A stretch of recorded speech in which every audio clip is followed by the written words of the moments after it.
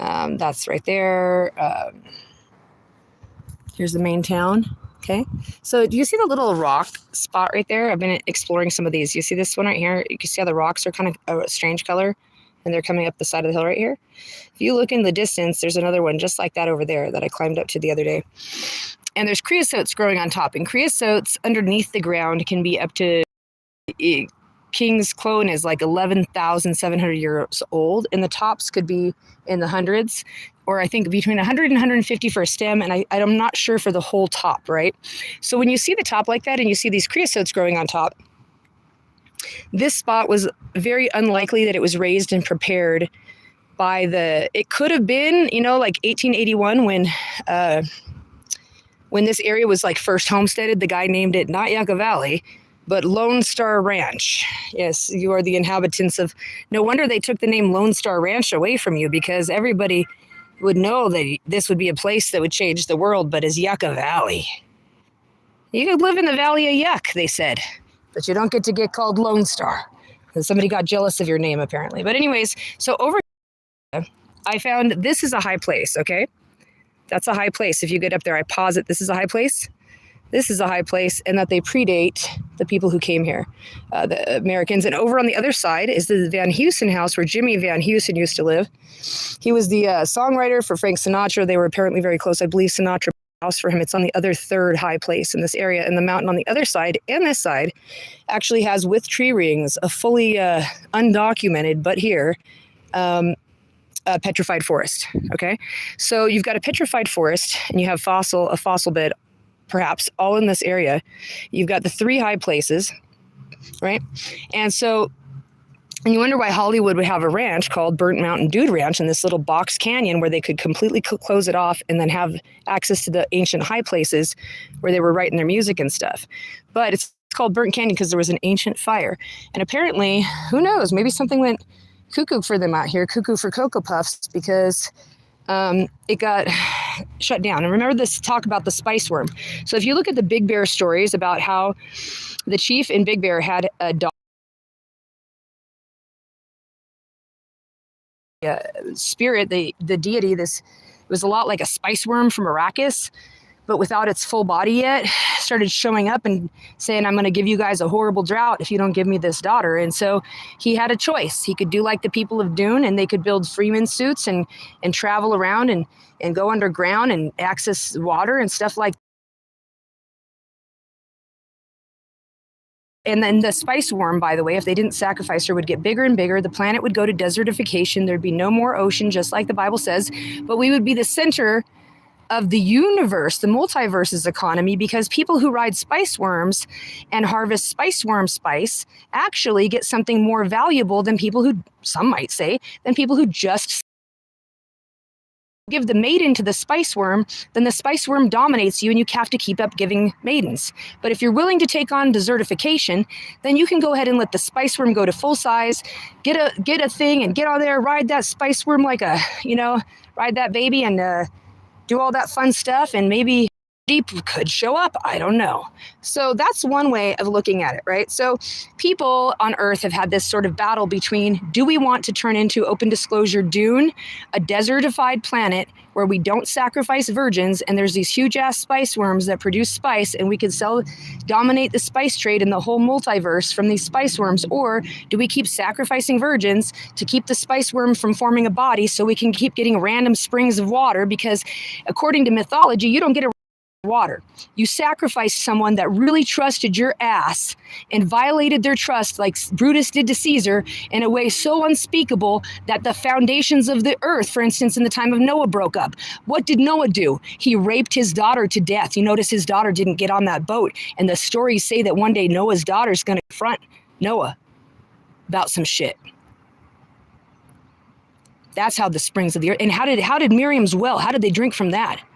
How did the people of Big Bear, boy, it turned out the spring showed up with an arrowhead and all this shit in some stories after they sacrificed the chief's daughter because they were too cowardly to go to a spice worm economy.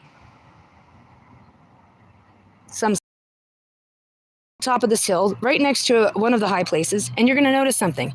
You see the size of these yuccas? This is the dinosaur sized yuccas. This is like, okay, you see this little guy over here? This is a normal sized yucca. This is not what they usually look like, okay? On this hillside where these sacrifices were done, you can see there's huge ass juniper trees. There's like plants. Let me show you something really interesting. The creosotes don't grow in their normal foundation, normal shape. They grow here. Take a look at that. Do you see I don't know if you can really understand how big that fucking yucca is on the camera. That is a huge ass yucca. The normal size of yuccas is tiny. They're growing on this hillside near this high place at an abnormal fucking size, right? On top of it, you see this creosote, how it's growing like it's from a spooky fucking forest, right? Creosotes don't normally grow that way, but they do on top of this hill. And yuccas don't usually get that big, but they do on top of this hill. And if you go to other areas where they were working you'll see the different plants grow differently when there's like a different energy, if I could put it that way for you. So let's look at this. You see how this creosote has a sort of a normal growth pattern. The further you get out, you'll start seeing creosotes that look normal growth pattern. Greasewood. Come over here, look at the greasewood near the high place. All of a sudden the greasewood, like a fucking, you see that. Now you don't think I'm making it up, do you? So the plants grow different here. So I posit they were doing something, and you can feel, for me, I mean, oh, it's my spirit guides. I can feel that the energy, okay, that there's something that they were doing, trying to tap into, but that there was a missing piece, and that they were trying to, the spookiness you see on the plants and stuff, they were trying to, I don't know how to explain this. This area did get laid waste, actually. It had what looks like petrified trees, and it had a massive burn in this area that no one really explains, but the burn was already here when it was called Burnt Mountain Dude Ranch, which means that it's probably a more ancient burn. So let's take a look here. Now, do you see how the dirt on the side of this hill has like a weird sort of a jasper tint, like a sage jasper? I don't know if you can see it on the camera, but the dirt itself isn't the same color. You can vaguely see it here. It isn't the same color as other dirt. This is the same with the arrowhead on the side of the Big Bear Mountain. The dirt, it never grows weeds on it there, and it's a different color. But here you can see it's a different color. And here we got a square-shaped rock. And up there, some kind of cute little rock there. You can that the side of the hill, the dirt, is actually, and I don't know if you can see it, but it's a light sage green, almost with a tinge of blue, like those weird centipedes that get that weird neon blue. It's got a vague neon blue look to it. So does the dirt right here. And so does the other high place over there. And the Van Heusen house, I don't know if he built it on the other foundation or if there was another one. So you could really see it. I don't know if you guys can see that, but the dirt, it's visible to me, but it may not be visible. It's got a sort of a neon green blue iridescence, like sage jasper almost, desert sage jasper almost, broken down into the sand. Like the whole sand has a different tint, right? All the way up this side of the hill and over to here. Now, my daughter and I were talking about this. See how this is a rounded spot that looks like I was saying maybe this was they could have used it as a helicopter pad, and she's like, no. It's unlikely. You see that creosote right there? The creosotes can be, the ground roots for them can be, like the king's crown is 11,700 years old. So if this was raised in the last 70 years for a building project, this flattened area would not have a huge ass creosote right in the middle of it. Do you see what I'm saying? So for my YouTube audience, like the point here is that there wouldn't be a creosote in the middle of the flattened area if it had been flattened in any recent time whatsoever. Now you can see the dirt here. You see how it's orange? And on the edge, can you see? I don't know if the camera can pick it up. The dirt is actually, I wish this light would hit it right. You'd see it. This dirt from here to here is dirt colored. From here out, it's got an iridescence to it. So you can see it right here. Here's a good spot to kind of see how it just switches color, right? A little bit right there. So taking a look at this, You'd say, okay, it's flattened. All right. The one on top of that mountain over there, though, doesn't, you see how this has area that's not, there's no creosote growing? If you go over to this one, which is highly unusual, by the way, because creosotes, yuccas, and other plants, like they pretty much are going to grow anywhere. So like even if you took an area and you took it and you raised it like this, it would grow the stuff back over and over and over again, right? But you have, of course, like the arrowhead on the side of the mountain that doesn't. So it's kind of interesting that these, and they encroach up to the edge.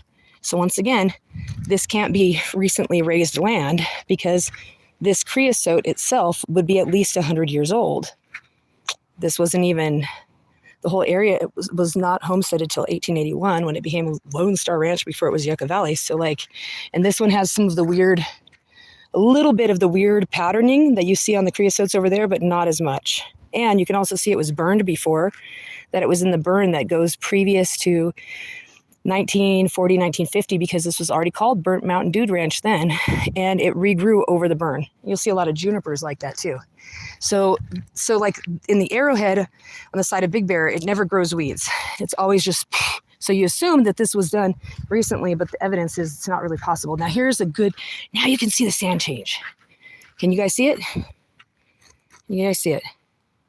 How it goes from here, and it just right here switches. It's a different color of sand. Let me stand to the side. I don't know if you can see it.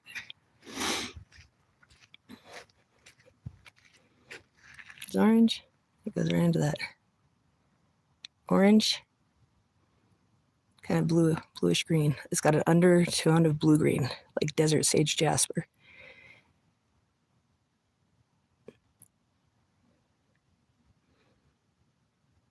You see? It's not the same color. So here's an example of a more typical creosote growth pattern without the excessive twisting. It's a little different than normal. So all the plants on that hill are growing differently.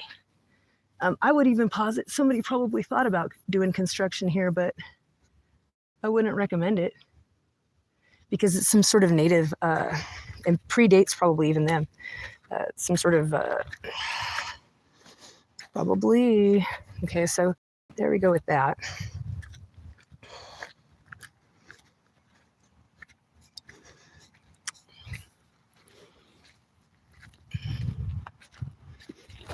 Ooh, still kind of a big yucca up here.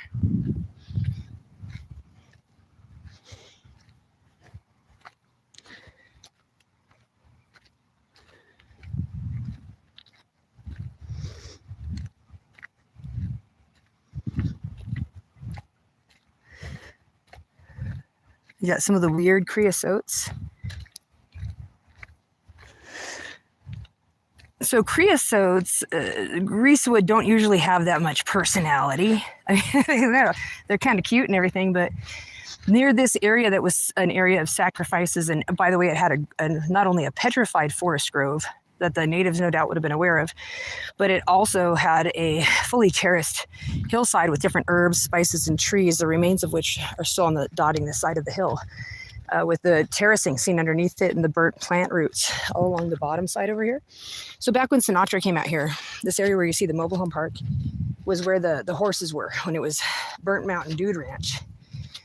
So they would fly into the Van Heusen house, which was not at that peak, not at this one, which looks like another predating that site, but behind it.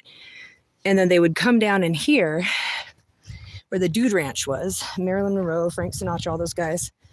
And this whole canyon, you see how the canyon's called Box Canyon? You see how the canyon comes down that way? Comes down that way. So like you have a concert, you could do anything. So you could have a concert, but so say you closed it off, right? Like they did Two Bunch Palms Resort. Nobody, let me back it up. People wouldn't have, let's go this way. Let's go this way. People would then, there would have been this area closed off from the edge of the canyon right there to here. And then they would fly in with all this desert here. They'd fly in from Palm Springs to the Van Heusen house right over there. You can't see it because the hill's covering it up. There's multiple ways to come in and get down, different ways to get down. And then this is where the tennis courts, the lodge with the bar and the stage that Sinatra and them supposedly used. Okay. There's supposedly pictures of them hanging out in here too. And he liked a bar over there by the airport too, way over that way. So they'd party up between the Van Heusen house over here, and then they'd bring their party goers down into the Dude Ranch, the regular folkin, and they'd come down and visit them. And you can see this is where the pool, the tennis courts, and the bathroom for the 12-foot pool, it's a massive pool, has like the old welcome ladies and gentlemen and all the old ancient, like, it's just still an old thing. So this is where the horses were. And eventually they abandoned it. And it got bought. And honestly, I am a real estate agent, and the owner has talked to me about it and said if I found a buyer, he would consider looking at it, and I could get a cut. But so if anybody watching this is like, I am a billionaire Arab or a musician who just wants to buy their own place that Sinatra and Marilyn Monroe and all these other guys went to, that has a really spooky history and a grove and sacrifices and high places, except for something happened to them and it got burned down, kids. You hear the fire truck? Not a quinky dink. Something happened though, kids, and now it got burned down. And all these it looks like a normal hillside here, but if you looked at it up close, it's all terraced with tiny little burnt out trees with herbs and spices, and some of them have grown back on the burnt stumps, but they're just tangled up there in the brush. And so, oh yeah, and then you'd put your little concert venues. But see, here's a problem. Back in the day when they were doing that, I'll give you my intuition, okay, from my spirit guides. When I was down here looking at these trees, do you see these trees over here? And these trees over yonder, right there. These trees, when I walked past them, I had a vision. It sounds terrible to say this, an intuitive vision of Frank Sinatra's boyfriend. He had a boyfriend, apparently, that got raped to death right there in those trees, and it never got reported. Apparently, they killed and raped a child over there by those trees, but I could never prove it because it's something I saw in my imagination. So when I see those super bright trees down there, I have been known to take my fingernail into the branches and give them just like that mean lady in the grocery store pinches the kid where no one can see. I act like I'm walking up to the tree so the neighbors think look at the interesting buds. And I'm digging my thumbnail into it and giving it the fucking just corkscrewing it. Because I'm like, fuck. Maybe the tree wanted me to do it. I don't even care. That's what they all say. Anyways. So here we go. Somebody left us a very fetching piece of art up here. I wonder if any of you will be able to figure out what it is. Let's see. What is that? Oh my God. Becky, something's here on the hills. Get the police. I'm just kidding. I think it's a penis. Did somebody paint a penis on the hillside? Are you trying to literally so then what are you fucking right there? What's right there? So he's standing there. And apparently he's aiming at some patch of dirt. In your body is where? Is it invisible? Is it all the people in the audience? Are you just fucking the ground right there? I don't know. Don't talk to them like that, Becky. Stop. Okay, so a lot of these rocks look like gneiss when you look at them from the side. But if you look at them from the top, they have these concentric circles that look like tree rings that you can see all over them everywhere. And you can study gneiss all day long and you're not going to find concentric tree rings. Petrified forest, kids. Still there? Petrified forest. Can you see this? Oh, look. I happened upon a piece of old wood, Becky. Oh, it does look like a piece of old wood, doesn't it? It's a rock. It's a rock. Yes, it is a rock.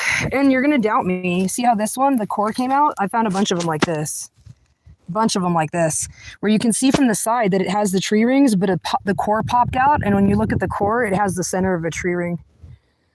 So they look like rocks, but they're all petrified trees. This was probably a holy site, like the Aztecs would say, oh, this was already a site before we got here, and then we turned it in, then we took it over, and then they took it over. So I posit that I posit that this area was used faithfully for sacrifices and whatnot for a long time, but something happened at one point and the natives abandoned it. possibly when the fire burnt out, because if they had the terracing and the herbs and spices were all on the side of the hill, every time they came through the Yucca, if they were traveling, they could have stopped and there would have been food and a place to camp out, and they would have been able to do whatever if they weren't here year round. And because the terracing would have kept the plants watered the whole time regardless. I found a red rattlesnake out here yesterday too. I found 2 of them. It's supposed to be very poisonous. So in both cases, they didn't even coil. They were laying down so prone that even when I walked up to them, they didn't move. And I had to be very gentle with my eyes so that they could get out of there. So basically, like, it would have been taken over multiple times. And then obviously Hollywood had it. And it was the favorite spot to go to after they'd be partying in Palm Springs would be to come up here and party. So this was actually favored over Palm Springs as their final, Palm Springs you party in public, but when you come back, this is where you're going to party from the Palm Springs party, right? Probably they got that idea from the natives because there's probably some sort of history that went even before the shit in the Bible and the shit and all the mystical stuff because they want to fit in, okay? They want to belong in that system. So they're always trying to be like reading Kabbalah, getting involved in it. So if they express some interest, there's a reason why they thought they fit in there somewhere. I'll give you an example. When people that are Kabbalists that are into the Bible, not the Bible, but the Kabbalah and the Jewish part of it, not Jewish, I don't call them. It's a very misleading term. Judah is one tribe out of like 13 plus, if you want to get into the details of it. And calling them the other word is extremely misleading, to be honest with you. But so for them, they look to see if their name is written in the Bible, that they'll find their name somehow mystically written in the text of the, I don't know if it's the Mishnah or the Talmud or whatever. It's like that's because you're desperately trying to, if you have to do that to find a place, then your place is very questionable and always on shaky ground. And that's just so disturbing. But so anytime they expressed interest in something, you can assume there's like a reason for it. But so as you can see, just as the natives abandoned this area, so did Hollywood and the Hollywood elite. The Van Heusen house, though a gorgeous house on top of the mountain with this tower, and people could be putting musicians in there and stuff, yet the Airbnb people say that it mostly sits open with hobos wandering through and that the hobos scare them at night. When they stay at the Airbnb. That's what I read on Reddit. So even the Van Heusen house isn't being maintained anymore. It's like literally looks like the Grinch's castle on the hill. And the area below it isn't either. So obviously there was something that shut down the sacrifice, caused burns in this mountain many years ago, possibly. And things like that, of that nature. So let's see. So most people are going to be like, this is Ganesh. Now, this one could be Ganesh. It could be. Let's take a look, see. One of the things about Ganesh is that if it runs up in a row like this, then at the top, you're going to see all these speckled tops, not more rings. And you shouldn't be able to be looking at it from what I understand from the side, and you shouldn't be able to see any rings. Now, this one, you don't really see rings, just the vague appearance of maybe it's some bark. We'll see. I could find a much better sample though, because that one is one that people could argue about all day long.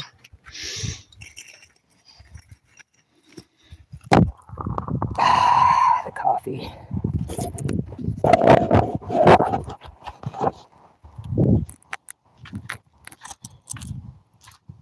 I spilled coffee on my glasses. Hold on. Got another fire truck rolling in the distance. Okay, so I'm going to show you guys a little bit of the terracing and the burnt trees on the side of the hill. I could go down the normal main way, but I'm going to check out this path real quick.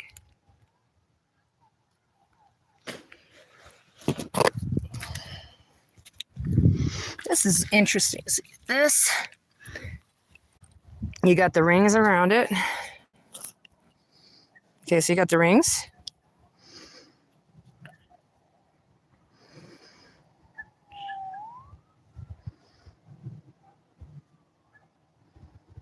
You see?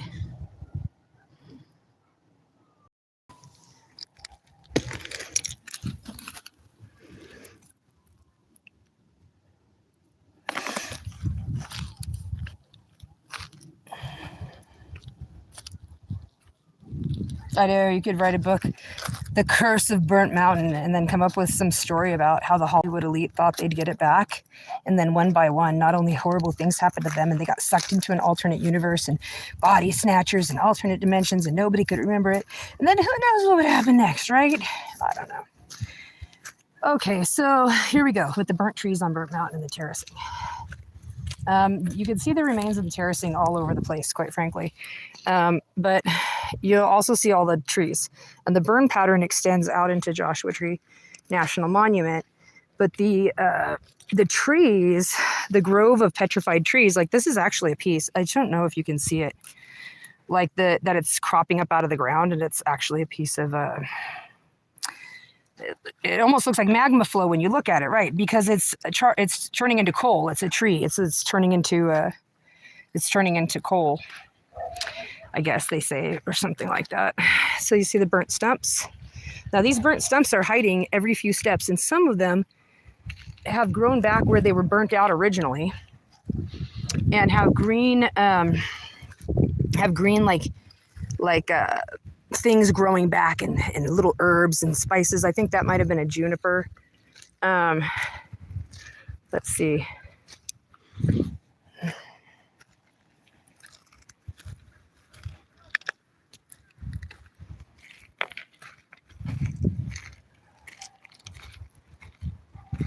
Okay. Now this is a more normal sized yucca. That's where they usually the size that you find them. And so, let's see, I'll show you some. So here's an example. I don't know if you can see that, but there's like these little burnt out tree stumps are everywhere, but there's also little areas that I feel that if you look at it, you can see where the rocks were actually put around areas going down the side of the hill with the little plant stumps. You see the plant stumps in them? I'll show you an example where I feel like you could really see it more. I see right here. So like you could see, hold on. It's a stump in the ground, okay, from the old fire, and it's got burnt on the edge of it, okay?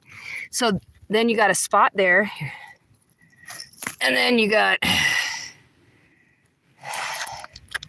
there every few feet right here. You know, why do I think they were cultivated here? Because some of them have grown back on the stumps, and they have really highly unusual shapes and smells that make you feel like, hey, you know, like that doesn't seem like something I find in the rest of the desert. Here's another one.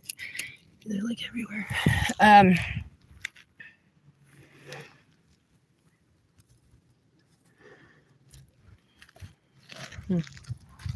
I know that could be a fossil. I'm not sure. Okay, so here's more.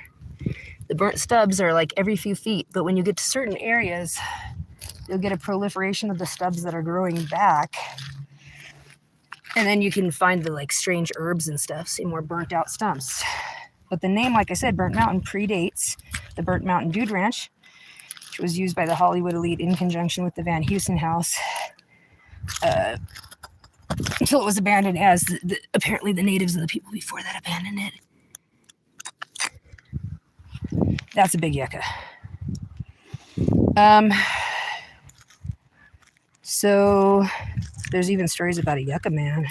You see those yuccas, you're like, oh my God. Okay.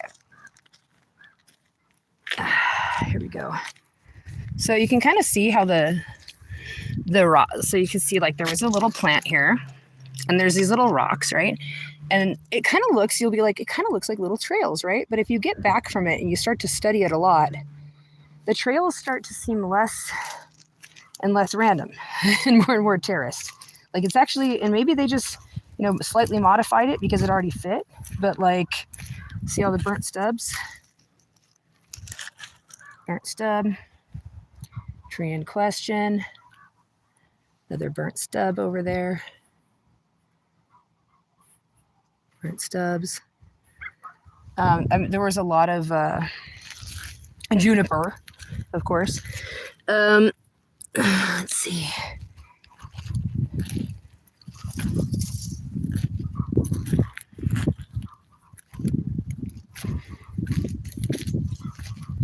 burnt stubs are like everywhere. The whole side, like hillside is. Here's a great example. Okay, the burnt stubs from the spot you can kind of see it, the hillside. It's like this. I don't know if you can see burnt stub, burnt stub, burnt stub, burnt stub, burnt stub, burnt stub. And so maybe it looks a little random to some people, but it doesn't look very random to me. And like I said, there's other spot on the hill where I can find one that has, where they've actually grown back afterwards. Now they don't smell like normal plants. Like I said, it seems like there was something cultivated out here. Now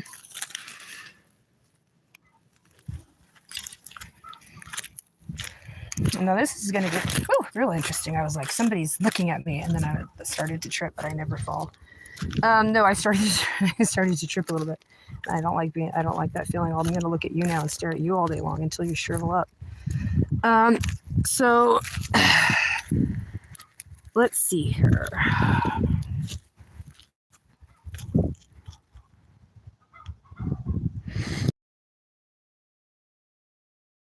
So you know who to destroy and who to process, and people who don't have a name won't be processed any further like that. But that the name is a way to hold you down for a torture you didn't ever think of. Because how could you be a name? A name is a slapped around label with missing sounds.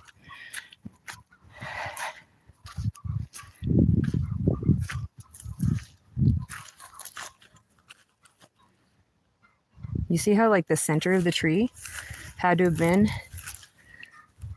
like, so it makes it seem like it's stuck there, stuck there, stuck there. Center of the tree was in here somewhere.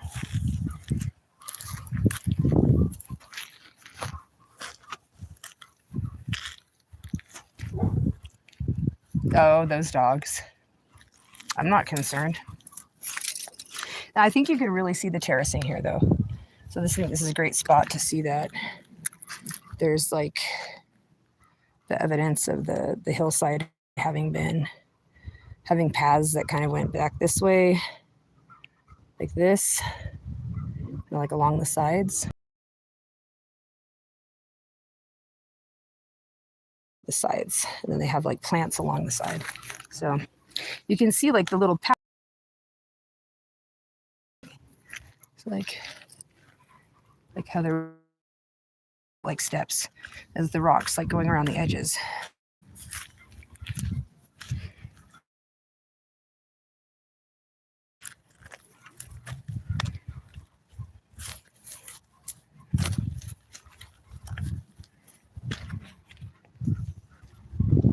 Jackalope! He's like, I don't know if I'm a jackalope. So here's an example. Looks like tree bark, right? It's not a tree bark. This is not tree bark. Wrong.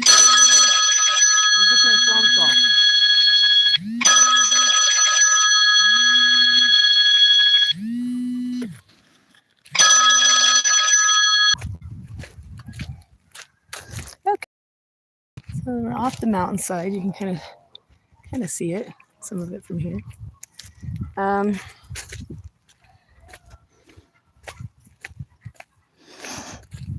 right.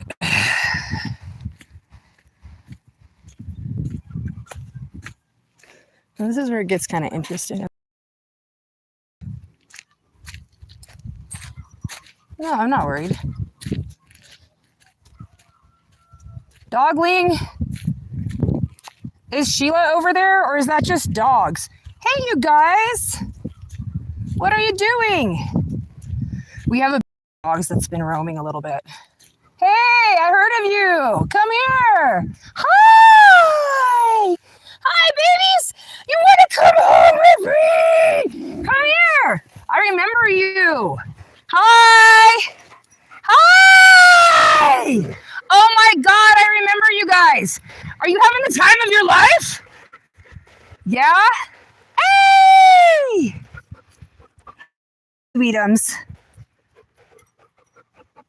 Come on. Let's go see the country. There's stuff out here. Watch. Ready? Get it. You're supposed to catch it. Okay, ready? Get it! They're running. Oh well. One of you can come home with me. If you want to come back, I'll take you home.